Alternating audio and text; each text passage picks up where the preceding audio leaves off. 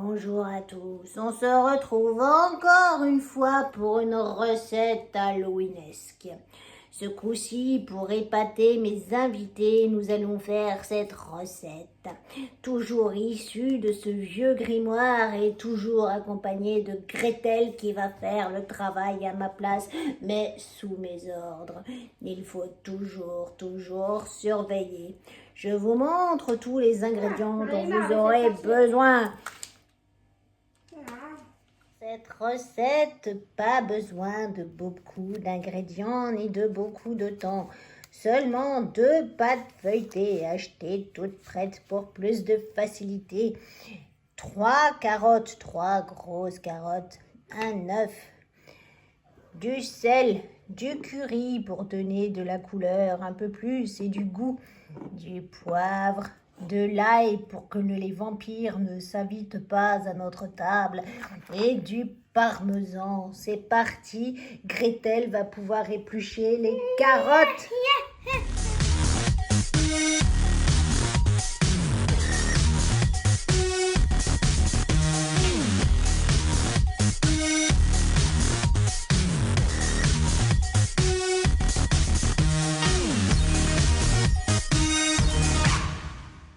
Une fois le travail terminé, nous pouvons mettre les carottes à cuire dans de l'eau jusqu'à ce qu'elles soient hyper fondantes et puissent être réduites en purée.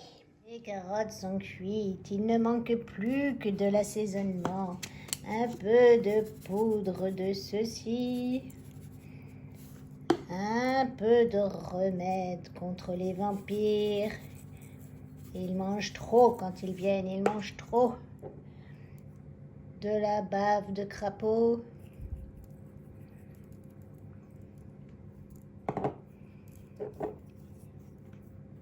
Et puis encore un peu de ça.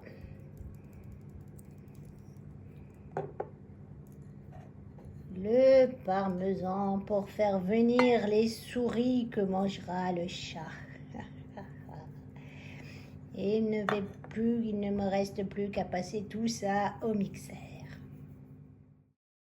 Allez, les 2 pâtes sont bien étalées. Il s'agit de mettre cette mixture dessus. J'ai goûté pour vérifier l'assaisonnement, mais pas trop, au risque que cela me rende un peu trop aimable.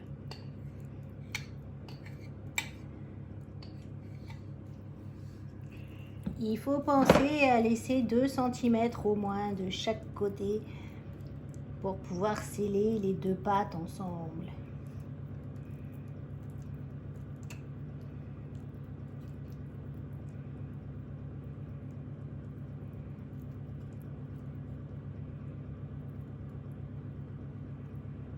Voilà.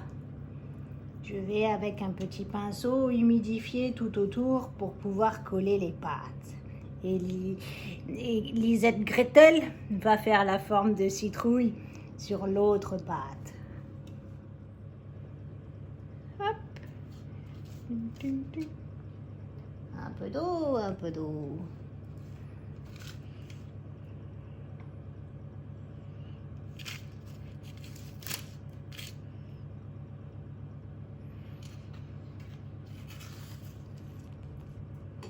Attention, Lisette Gretel, ton œuvre d'art,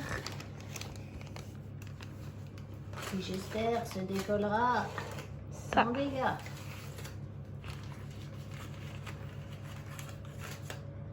Aïe, aïe, aïe, aïe, aïe.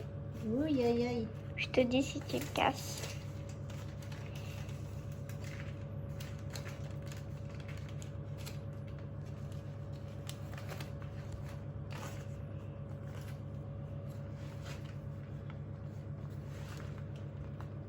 Pression délicate. Oh, quelle grande bouche.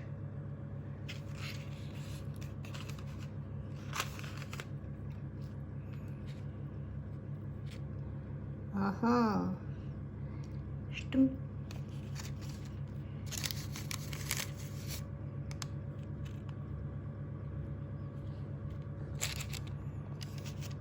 Après, je vais mettre l'eau. Non, l'œuf. Ah oui, l'œuf par-dessus. pour dorer. Dernière étape après avoir découpé l'excédent de pâte, il ne restait plus qu'à mettre de l'œuf partout. Partout, partout, pour avoir une belle dorure. Et on ne gaspille rien. Non. On va en faire une omelette.